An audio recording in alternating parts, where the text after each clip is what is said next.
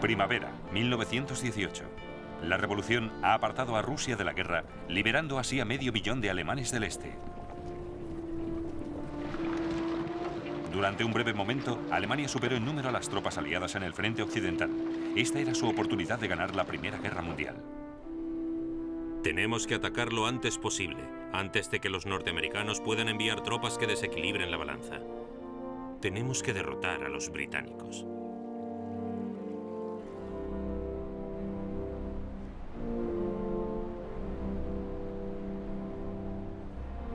Primera Guerra Mundial.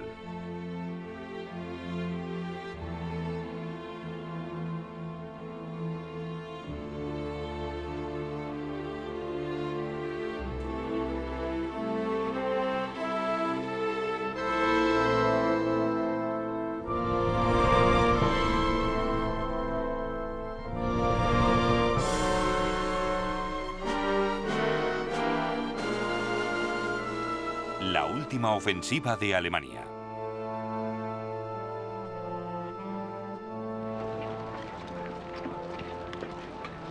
Tras las líneas alemanas, grandes ejércitos tomaban posiciones para la gran ofensiva de San Miguel, llamada así en honor al patrón de Alemania. Los caminos estaban llenos de columnas de soldados marchando alegremente con innumerables cañones e interminables transportes.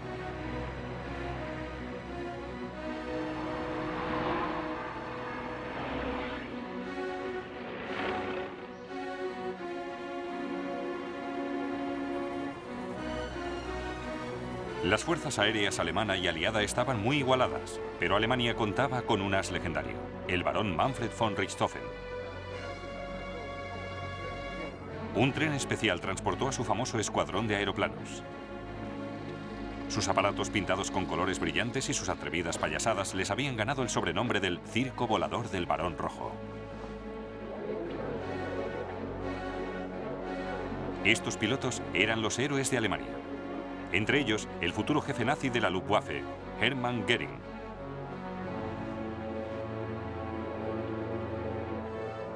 Moritz, el perro del Barón Rojo, con su propio equipo de aviador.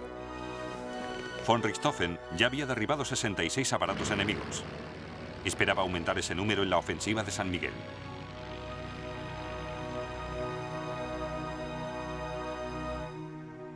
Los aliados sabían que los alemanes estaban a punto de atacarles, pero no sabían dónde. Los franceses reforzaron la cresta de Chemin des Dames. Los británicos hicieron lo mismo en la línea que protegía los puertos del canal, pero los alemanes tenían como objetivo la brecha entre ambos, concentrándose en un sector de 18 kilómetros donde sabían que los británicos eran más débiles. Aquí, el sistema de trincheras del Quinto Ejército Británico era poco profundo y estaba incompleto. El general Sir Hubert Gugg contaba con pocas reservas. El alto mando alemán había elegido bien.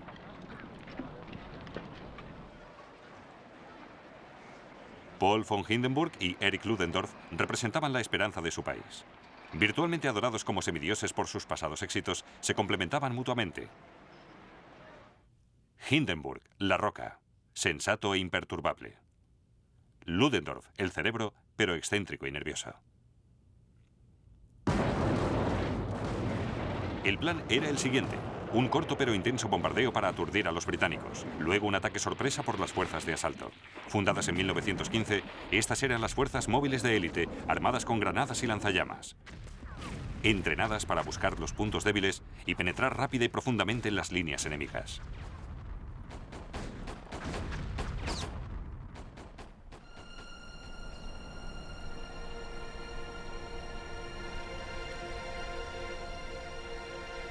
Ludendorff preparó la ofensiva para el amanecer del 21 de marzo de 1918.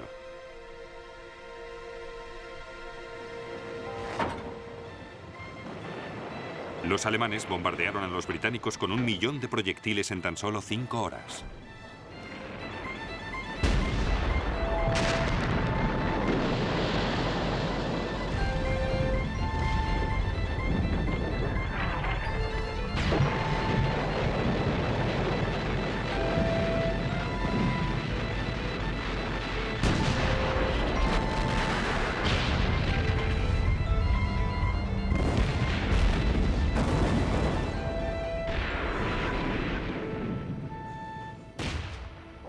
Justo antes de que terminara el bombardeo, el comandante del batallón, el mayor Scherer, empezó a cantar Deutschland, Deutschland über alles. Todos nos unimos a él. Era la primera vez que oía a nuestros hombres cantar el himno nacional desde el otoño de 1914.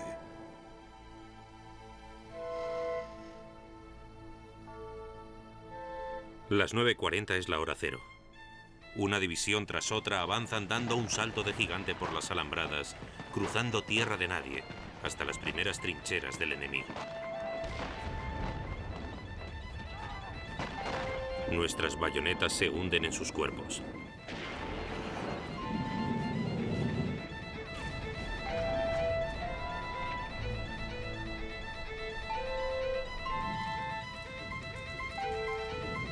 La niebla de la mañana parecía más densa debido al gas mostaza.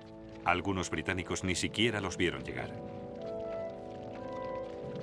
Oímos al centinela gritar que los alemanes estaban aquí y todos cogimos nuestras armas. Un grupo de alemanes apareció por detrás de nosotros y nos conminó a rendirnos. No teníamos nada que decir porque nos superaban en proporción de 100 a 1. Viendo que cualquier movimiento era inútil, nos cogieron prisioneros contra nuestra voluntad. El teniente Stewart fue uno de los 21.000 británicos hechos prisioneros ese día. El pánico se extendió entre los soldados cuando oficiales veteranos acostumbrados a años de guerra de trincheras estáticas perdieron el control.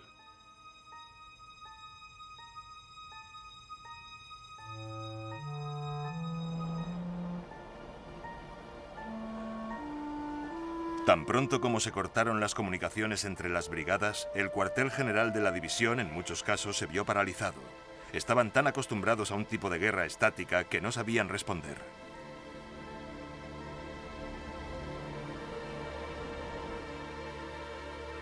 El general Gough ordenó que lo que quedaba del quinto ejército se retirara. Oíamos a un gran número de boches por los caminos que teníamos por delante de nosotros. Por el boom, boom, boom de las pisadas parecía como si todo el ejército alemán avanzara contra mi compañía.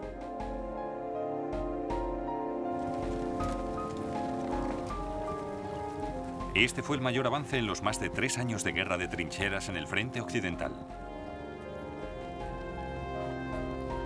Lo que nuestros enemigos jamás consiguieron, ni siquiera después de batallas de meses, nosotros lo hemos logrado en 2 días.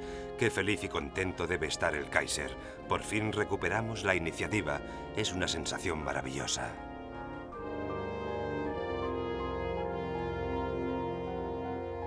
Las desmoralizadas tropas británicas se retiraron por el campo de batalla del Somme de 1916, cediendo un terreno por el que tanta sangre se había derramado. Es triste pensar que los lugares en los que estuvimos hace 2 años están ahora en manos de los hunos, así como las tumbas de muchas personas que conocemos.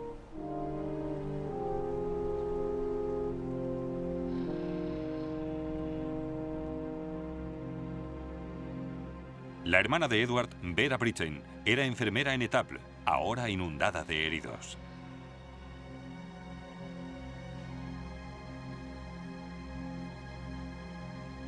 Solo somos unas pocas enfermeras y parece que hay miles de heridos, con la duda perpetua de si vienen de Bapaume, Péronne o Saint-Quentin.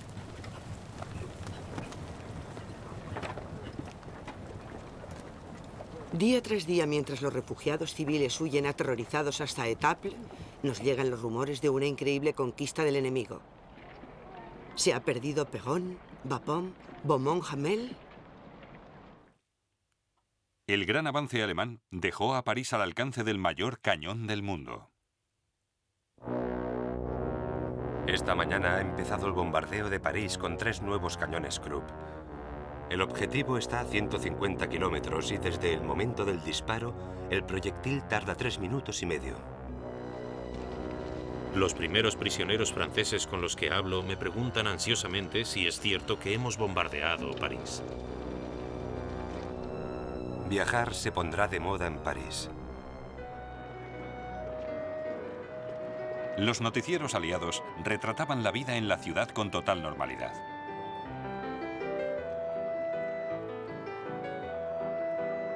Pero lejos de las cámaras, los civiles se apresuraban en hacer las maletas. 183 gigantescos proyectiles cayeron sobre París.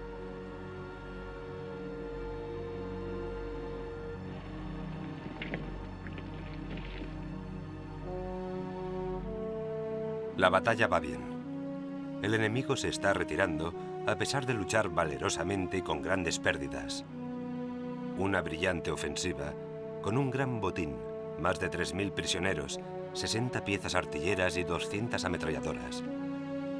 He recibido un telegrama del príncipe Guillermo, felicitándome a mí y a mi ejército. Esta tarde, Su Majestad el Kaiser ha regresado de Avesnes rebosando de alegría por la noticia de nuestros éxitos. Cuando el tren se ha detenido, ha gritado: «Se ha ganado la batalla. Los ingleses han sido totalmente derrotados». El Kaiser declaró el día 24 de marzo de 1918 fiesta nacional. Les concedió a Hindenburg y Ludendorff las más altas condecoraciones militares. Días más tarde, las tropas de Ludendorff seguían avanzando.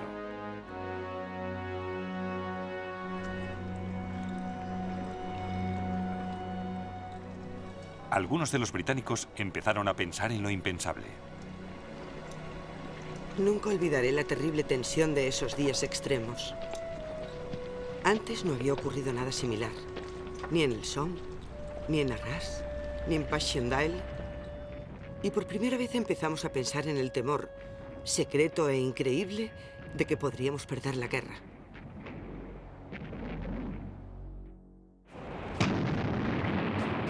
Pero el éxito alemán en la ofensiva de San Miguel enmascaró profundos problemas domésticos. La mayor amenaza para Alemania y sus aliados se había incrementado no por culpa de sus enemigos, sino por sus civiles. El vínculo crucial entre la lucha y el frente doméstico llegó a ser decisivo en 1918. Los poderes centrales disputaban una desesperada carrera entre la victoria en el campo de batalla y el colapso en casa.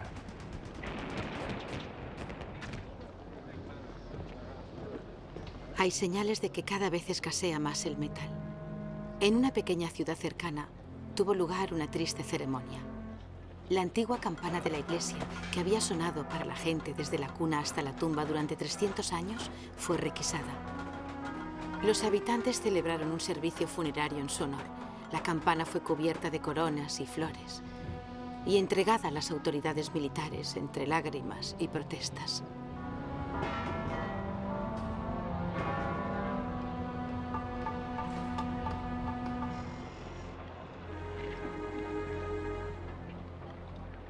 De las calles se arrancaban las tuberías de plomo y se fundían para fabricar balas. La guerra roía las partes vitales de Alemania y Austria-Hungría y la gente se rebelaba contra ello. Querían cambios, paz y democracia.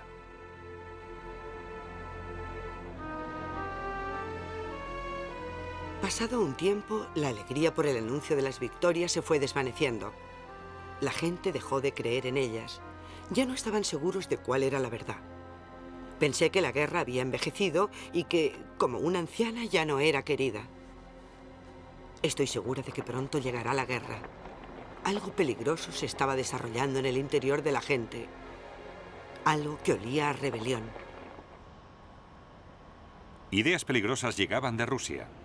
Antiguerra, revolución, y las llevaban las tropas alemanas que habían sido trasladadas del frente oriental al occidental para la gran ofensiva.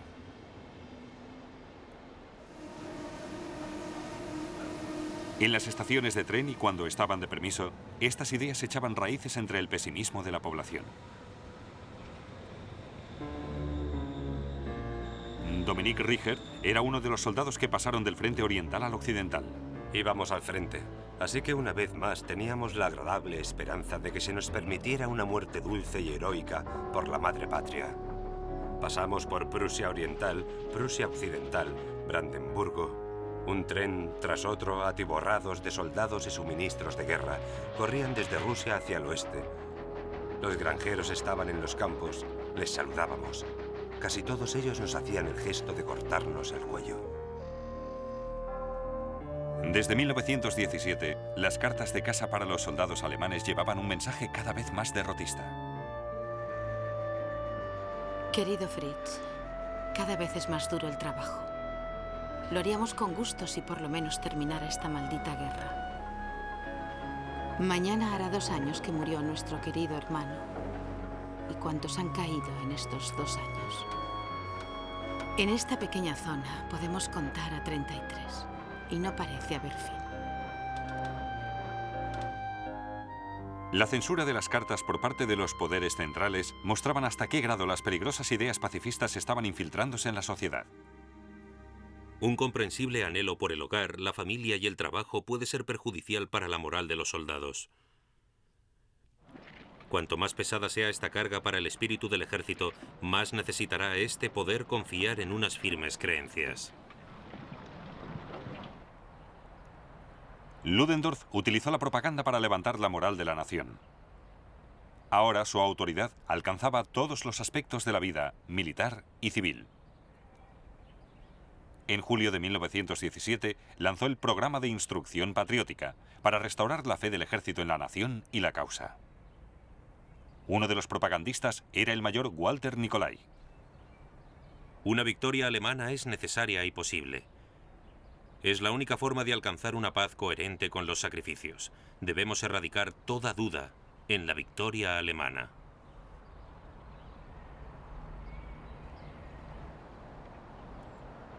Las películas se convirtieron en un instrumento clave de propaganda. Un gran estudio, UFA, secretamente creado por los militares, rodaba películas para alentar el esfuerzo de guerra.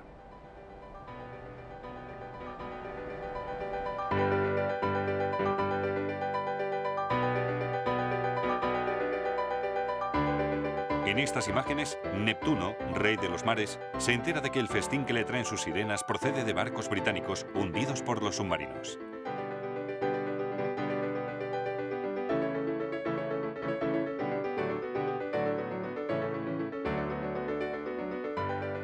Va a Berlín para apremiar a la gente para que sigan comprando bonos de guerra.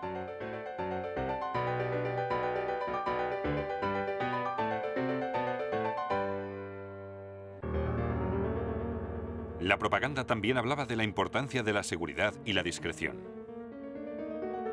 En esta película, la charla de un soldado con su esposa es interceptada por los británicos.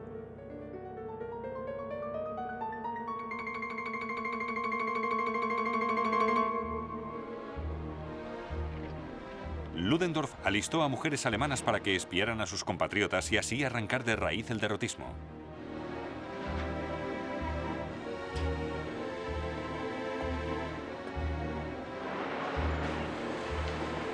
El político Hans-Peter Hansen describió en su diario la misión secreta del ejército doméstico de mujeres. Estas mujeres reciben instrucción especializada en espionaje. Deben prestar atención a cualquier conversación. Tienen que situarse delante de las tiendas de comestibles para impedir las quejas. Si oyen a la gente haciendo comentarios impropios, deben exigirles su identificación inmediatamente y entregarlos al fiscal del Estado.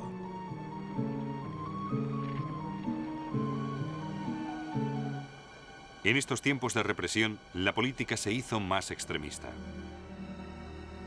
En julio de 1917, el Parlamento alemán, el Reichstag, aprobó una resolución pidiendo una paz negociada con los aliados. Pero Hindenburg y Ludendorff recibieron con alegría la formación del Partido de la Madre Patria para reunir a la nación. Financiado por las industrias y el ejército y apoyado por la derecha, lanzó salvajes ataques propagandísticos contra todas las facciones opuestas a la guerra. Pero el partido solo consiguió avivar la caída de Alemania en la disidencia y la división. Tenemos que evitar todas las muestras externas de clase y rango. Los muchos que se han enriquecido durante la guerra son odiados. Y no existen sutiles diferencias. Y cualquiera que lleve un abrigo de pieles o unas botas bien hechas es sospechoso de aprovecharse de la guerra. Hindenburg y Ludendorff gobernaban Alemania como si se tratara de una dictadura. Habían marginado al Kaiser. Cada vez más el Kaiser es solo la sombra de un rey, y la gente habla abiertamente de su abdicación como una posibilidad muy deseada.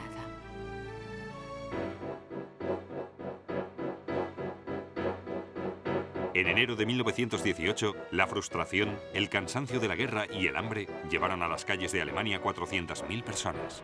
Ya basta de asesinatos en el frente. ¡Abajo la guerra! No queremos seguir pasando hambre. Esta guerra solo terminará cuando el Kaiser Guillermo haga cola para comprar patatas. Todos nos morimos de hambre. Ha habido una gran batalla entre huelguistas y la policía en Moabit. Le han disparado a un policía. Las huelgas se están extendiendo. En el norte de Berlín, los tranvías fueron detenidos, volcados y utilizados como barricadas.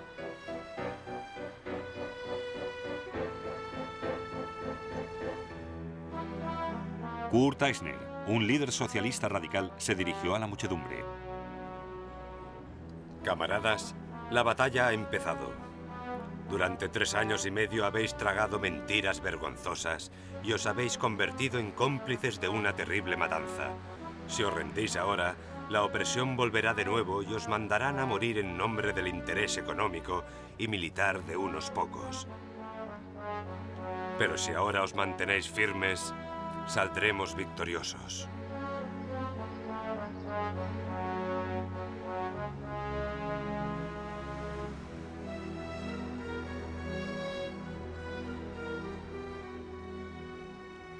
El ejército alemán respondió deteniendo a 150 líderes de la huelga para juzgarlos posteriormente.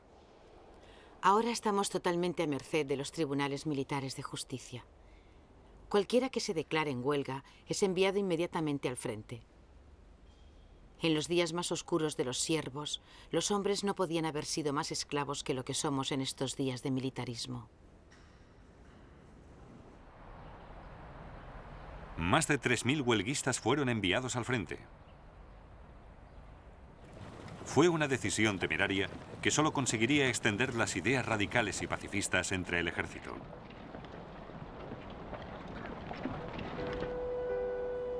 La compañía recibió la orden de asistir al entierro del capitán de caballería en el cementerio militar, donde miles de pobres víctimas del militarismo europeo ya habían sido enterrados.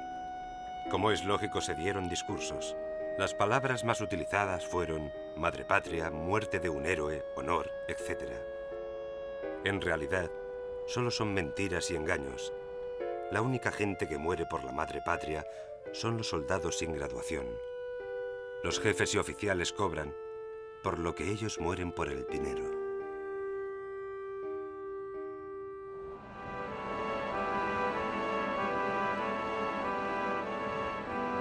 En marzo de 1918, Austria-Hungría, el aliado de Alemania, se enfrentaba a la bancarrota y al hambre.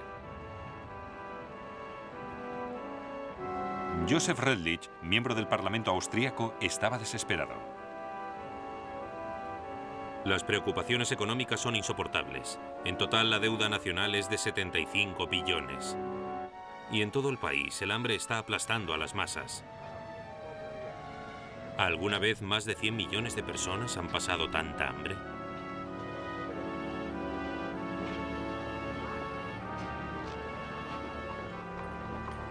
El emperador Francisco José había muerto en 1916.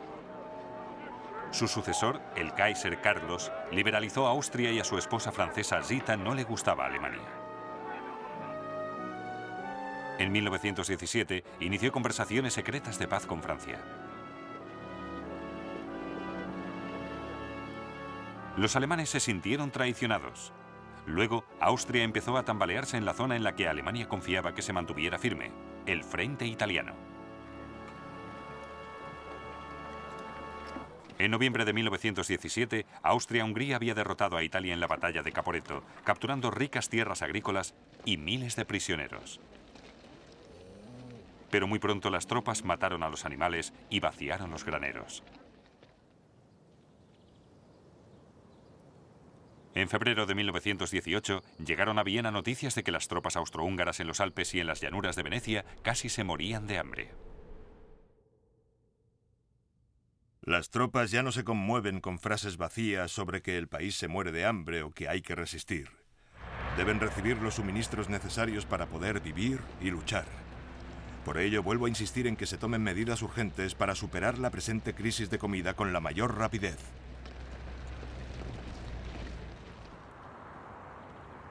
Pero Viena no podía alimentarse a sí misma, y mucho menos a su ejército. En abril de 1918, el general austríaco Landwehr, al mando de la distribución de alimentos, se ocupó personalmente del asunto. Grandes barcazas cargadas de grano procedentes de Rumanía pasaron por la ciudad por el Danubio hasta llegar a Alemania. Landwehr ordenó a sus hombres que se apoderaran de una de ellas. Ahora Viena carece de pan. Algo tiene que hacerse. La confiscación de la barcaza de grano alemana era la única salida. Sencillamente fue un robo, aunque un robo oficial dictado por la necesidad.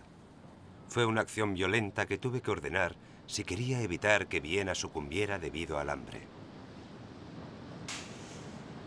Ludendorff estaba tan indignado que consideró la posibilidad de declararle la guerra a Austria. Y el otro aliado de Alemania empezaba a plantearle problemas, la Turquía otomana. Alemania necesita a Turquía para frenar el avance británico en Oriente Medio. Pero tras 600 años, el Imperio otomano se estaba tambaleando y el Imperio británico se estaba relamiendo. En marzo de 1917, los británicos entraron en Bagdad. En diciembre entraron en Jerusalén. La pérdida de ambas ciudades fue un duro golpe para las autoridades otomanas en Oriente Medio.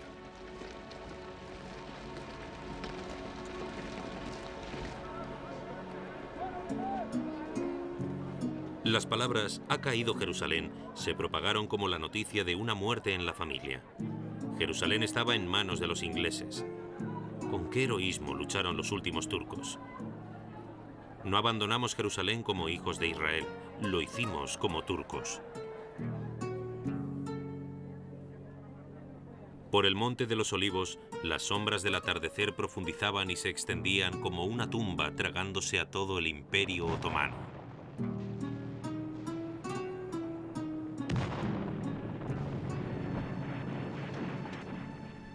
Ahora tenemos que preparar nuestras lágrimas por Beirut, Damasco y Alepo. Solo pensamos en Anatolia y Estambul. Adiós al imperio y a todos sus sueños y deseos.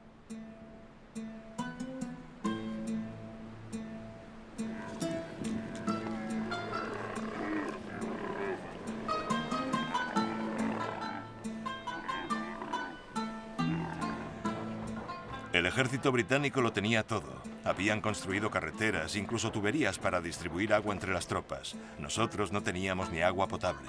Una cantimplora de agua potable se vendía por una moneda de oro en el lado turco.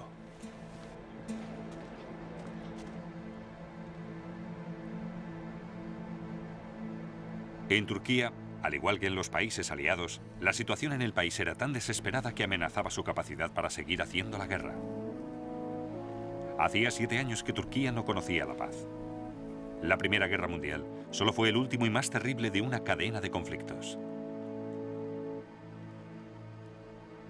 La mayoría de los hombres estaban en el ejército o habían sido heridos o ya habían muerto. La tierra estaba empobrecida, la gente estaba al borde del límite. Un viejo granjero con una niña de 7 años, su nieta, vino a verme. El padre de la niña había muerto en Galípoli y la madre también había muerto. Me suplicó: por Dios, llévese a esta niña y sálvela del hambre y la muerte. Me llevé a la niña. De vuelta en Estambul, descubrí que casi todos mis amigos oficiales habían cogido a niños así de los pueblos de Anatolia. El general Mustafa Kemal, el futuro líder de Turquía, advirtió que esta era la receta del desastre nacional. No hay ningún vínculo entre el gobierno y el pueblo. Lo que llamamos el pueblo se compone de mujeres, hombres inválidos y niños. Para todos ellos, el gobierno es el poder que les lleva constantemente al hambre y la muerte.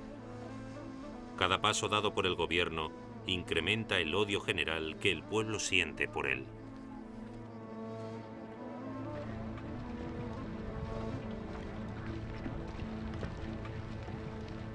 Pero en vez de disminuir la presión sobre el pueblo turco, Enver Pasha, su líder en la guerra, aún les iba a exigir mucho más. Mientras Gran Bretaña se tragaba al Imperio Otomano en el sur, Enver miraba al este, soñando con un nuevo imperio turco que se extendería por Asia Central.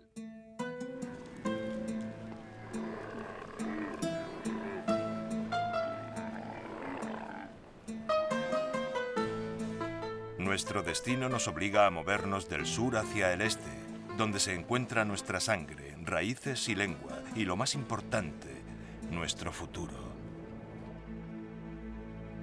Ludendorff también tenía planes que ignoraban el lamentable estado del ejército turco. En mayo de 1918, tuvo la loca idea de que Enver atacara el corazón del Imperio Británico. Aun en el caso de conseguir la victoria en Francia, seguimos sin tener la certeza de poder obligar a los ingleses a llegar a una paz aceptable para nosotros si no somos capaces de amenazar su punto más sensible, la India.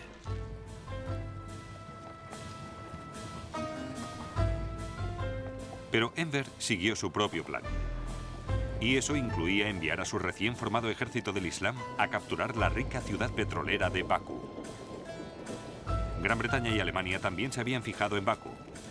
Ahora había empezado la carrera por el Asia Central. La velocidad y energía del avance turco pareció coger por sorpresa a Europa. No habían imaginado que Turquía fuera capaz de llevar a cabo semejante hazaña.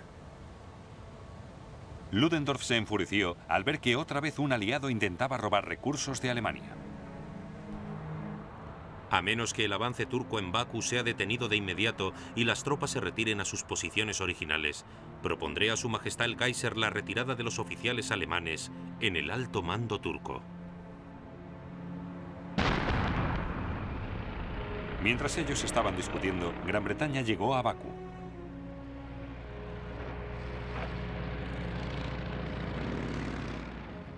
Los comandantes turcos, como Bezihi Bey, se sentían amargados por el coste de su alianza con Alemania.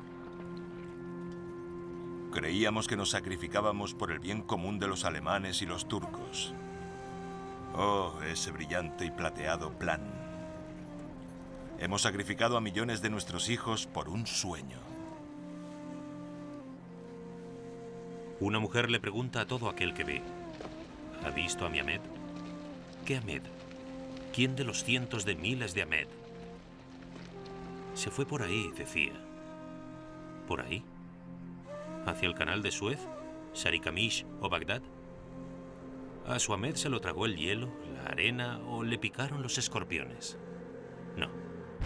Nadie de nosotros hemos visto a su Ahmed, pero él sí que ha visto el infierno. Si por lo menos pudiéramos explicarle a una madre lo que habíamos ganado con ello, algo para que se sintiera orgullosa, pero habíamos perdido a Ahmed en un juego.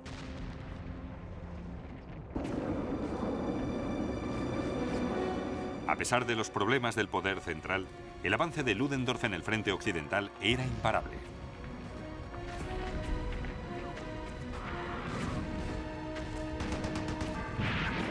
Avanzamos como demonios, adelante, día y noche. Nuestros pertrechos están por la retaguardia y nadie espera volver a verlos. Nos alegramos si las carretas de avituallamiento y las cocinas de campaña llegan hasta nosotros por la noche. Ahora seguimos avanzando, pasando por cráteres y trincheras, nidos de ametralladoras, vertederos y almacenes de ropa.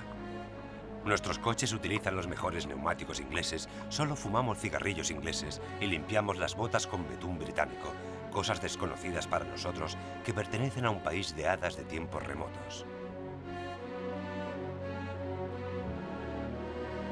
El quinto ejército británico se retiraba desordenadamente ante los alemanes. El 18º ejército de Fonutier era el que más había avanzado. Habían encontrado muy poca resistencia porque las zonas a las que llegaron tenían menor importancia estratégica para los aliados.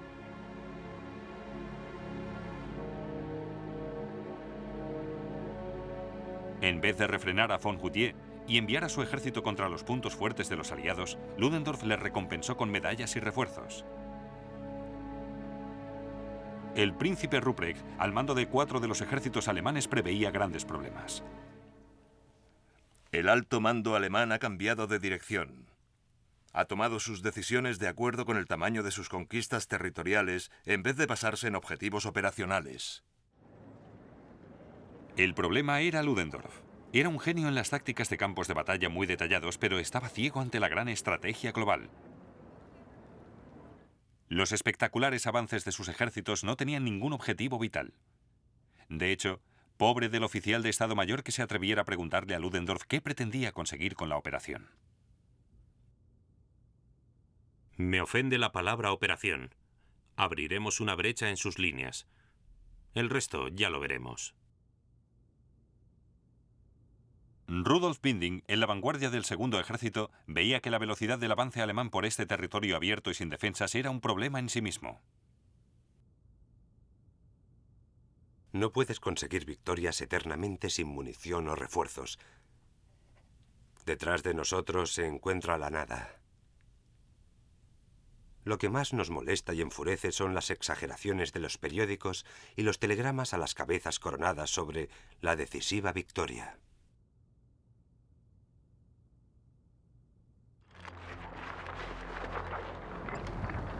El avance alemán, que también parecía sobre el papel, había dejado atrás su línea de suministros. Algunas unidades iban tan por delante que nadie estaba seguro de dónde estaba. Y los alemanes no disponían de caballos para tirar de las carretas de avituallamiento ni de forraje para ellos. El sol convierte la pobre tierra en polvo. No sé de qué viviremos. Ya no tenemos avena. Si la cosecha es mala, podremos enviar los caballos a la fábrica de salsichas. Cuanto más avanzaban los alemanes por las líneas aliadas, más conscientes eran de sus propias privaciones.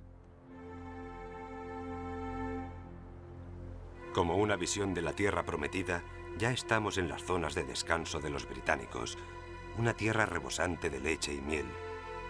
Nuestros hombres ya no se distinguen de los soldados británicos. Todos llevan un chaquetón de piel, un impermeable, corto o largo. No hay duda de que los hombres se dedican al pillaje.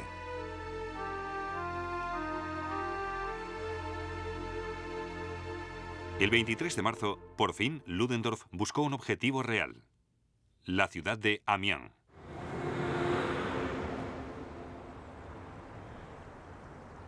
Amiens era el centro del sistema ferroviario aliado, el cruce clave entre el norte de Francia y París. La pérdida de Amiens sería una calamidad para los aliados, como dijo el general francés Ferdinand Foch. Tenemos que luchar por Amiens, tenemos que luchar desde donde estamos ahora. Al no ser capaces de detener a los alemanes en el Somme, ahora no podemos retroceder ni un centímetro. El segundo ejército alemán se dirigió hacia Amiens, pero se vio retrasado y frenado por el camino. Rudolf Binding fue enviado a investigar. El avance de nuestra infantería se ha visto detenido cerca de Albert. Nadie entendía por qué. Unas extrañas figuras que se asemejan a soldados salían del pueblo. Hombres con una botella de vino bajo el brazo y otra en la mano. El avance se vio frenado y tardaron horas en ponerse en movimiento. Las tropas alemanas habían encontrado pueblos repletos de comida y bebida, en gran cantidad y de una calidad que hacía años que no veían. Divisiones enteras se habían atiborrado de comida y bebida y no podían proseguir con el vital ataque.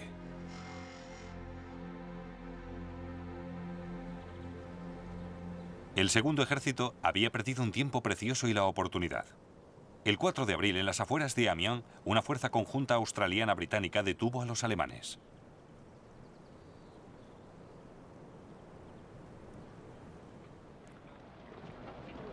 Ludendorff puso fin a la ofensiva de San Miguel. La falta de un plan estratégico y el fracaso de aprovisionar a sus tropas le hizo despilfarrar una valiosa oportunidad. Sus oficiales estaban seriamente preocupados. Ludendorff ha perdido el valor. ¿Cómo acabará esta guerra? Inglaterra aún no ha sido derrotada. El agotamiento físico de la infantería era tan grande que los hombres no podían ni disparar sus fusiles. Permitieron que les aniquilaran lentamente, casi sin que les importara.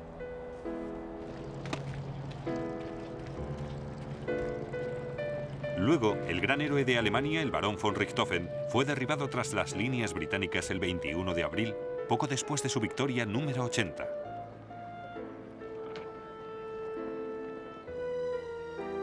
Los aliados lo enterraron con honores militares. Un avión británico sobrevoló su cuartel general lanzando una foto de la tumba de von Richthofen.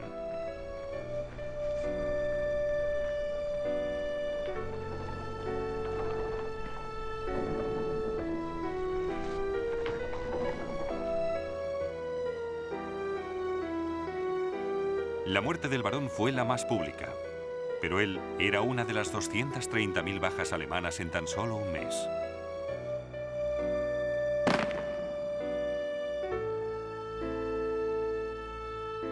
Alemania se estaba quedando sin hombres, sin haber sabido aprovechar la retirada de Rusia de la guerra.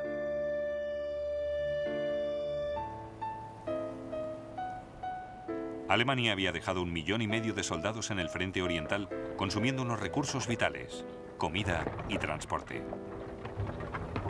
Los líderes alemanes estaban agobiados, inmersos en lo que Ludendorff definiría más tarde como la guerra total, pero con una estructura administrativa y una forma de pensar propias de un pequeño estado del siglo XIX. Ahora la pesadilla de Ludendorff se revelaba en toda su extensión.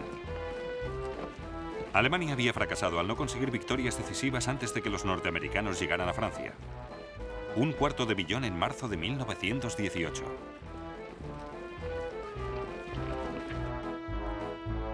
Pero el general Pershing les dio a los alemanes un respiro, negándose a que las tropas estadounidenses sirvieran bajo mando británico o francés. Estados Unidos ha declarado la guerra independientemente de los aliados y debe contar lo antes posible con un poderoso ejército. La moral de nuestros soldados depende del hecho de luchar bajo nuestra bandera.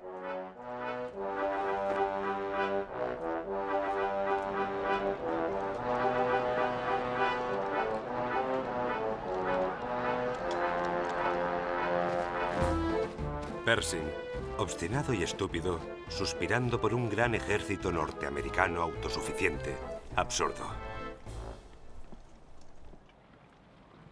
Lo que cambió la situación fue la reorganización radical de la estructura de mando de los aliados.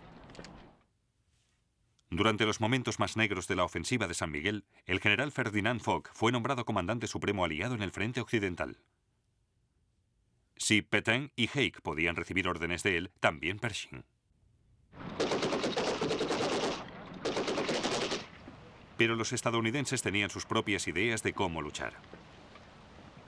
El capitán Christison dio una conferencia a algunos de los soldados norteamericanos recién llegados.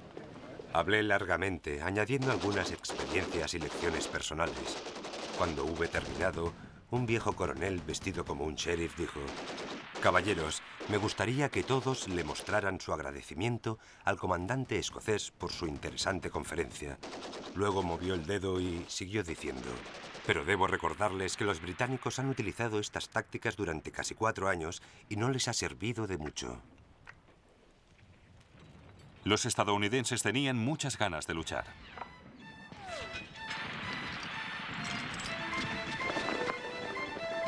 Parecía que nos hubiéramos vuelto todos locos, ya que gritábamos como una pandilla de indios y empezamos a correr por la colina, maldiciendo ante el fuego de las ametralladoras. Los hombres caían por todas partes, pero nosotros seguíamos corriendo, gritando y disparando. Tirábamos granadas como si fueran pelotas de béisbol. Un muchacho que estaba junto a mí tiró una granada que dio contra un árbol, rebotó y estalló. La vimos justo a tiempo para tirarnos en la trinchera y evitar morir.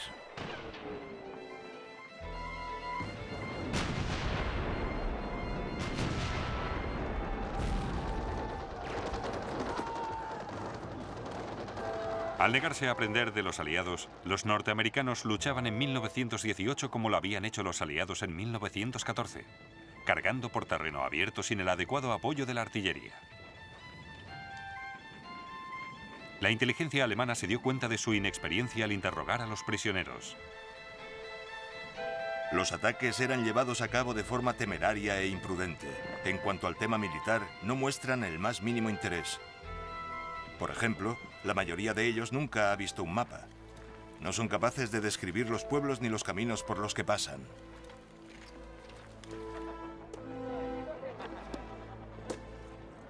Los estadounidenses tenían mucho que aprender, pero su presencia sirvió para elevar la moral de los aliados. Parecían más grandes que los hombres normales. Sus erguidas y altas figuras contrastaban con nuestros bajitos y pálidos reclutas. Me uní a los demás para ver cómo Estados Unidos entraba físicamente en la guerra. Tan parecidos a dioses, tan magníficos, tan espléndidamente fuertes en comparación con los hombres cansados y con los nervios destrozados del ejército británico. Por fin habían llegado nuestros salvadores, y sabiendo que después de todo no nos habían derrotado, sentí ganas de llorar.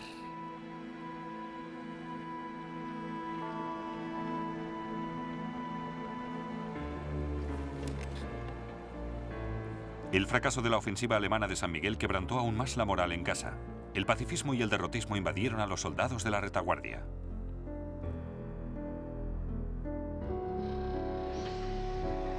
Los transportes militares, las farolas, las ventanas de las estaciones y de los trenes han sido apedreadas. Los soldados que iban en los techos de los vagones han cortado los cables de teléfono y de señales. En otros trenes han manipulado los frenos, haciendo imposible que paren a tiempo a las señales o en las estaciones. También se han desenganchado vagones. El coronel Albrecht von Thaer estaba tan preocupado por el estado del ejército alemán que se lo comentó a Hindenburg. Con su voz tranquilizadora me dijo: mi querido Thaer, aunque es posible que recientemente las cosas no hayan ido tan bien para usted, debe recordar que usted habla de un frente de 18 kilómetros. Yo recibo informes diarios de todo el frente. La moral es espléndida, mientras según nuestros informes la moral del enemigo es muy baja. Pero la moral en el cuartel general de Hindenburg se estaba desmoronando y la causa principal era Ludendorff. En julio de 1918 tenía los nervios destrozados. Solo había disfrutado de 3 días de permiso en 4 años. Su querido hijastro había muerto en la ofensiva de San Miguel. Ludendorff se sintió morbosamente unido al cadáver, negándose a enviárselo a su esposa en Berlín. Si no te envié a Piggen, entonces fue por puro egoísmo. Quería mantenerlo aquí. Voy a verlo a menudo. Es una agradable sensación tenerle aquí. El círculo más íntimo de Ludendorff temía por su estado mental. Creo que es algo muy serio el nerviosismo y la incoherencia de Ludendorff. Se está matando trabajando. La situación es muy seria. Parece que ha perdido toda esperanza.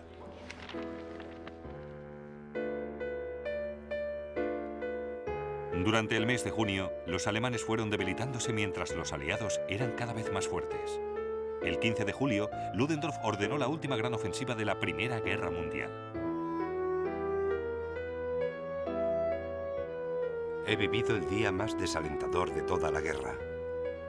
Los franceses nos han atraído deliberadamente a sus serpientes oxidadas de alambradas. Solo hemos podido avanzar unos 3 kilómetros. Parece que todo salía mal. Luego los franceses atacaron en el Marne.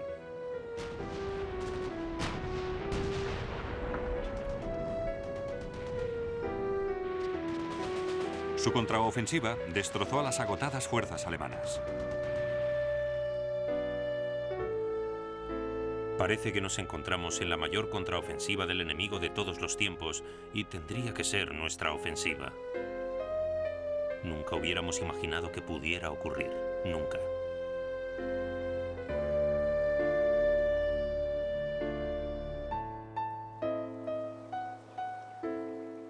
Alemania había sufrido casi 1 millón de bajas desde los gloriosos días de marzo.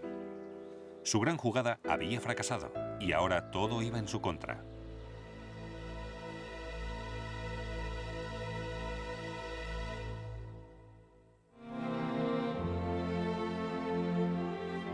En el siguiente episodio de Primera Guerra Mundial, el extraño y repentino final de la guerra, el amargo legado de Versalles y la búsqueda de un significado entre las terribles pérdidas.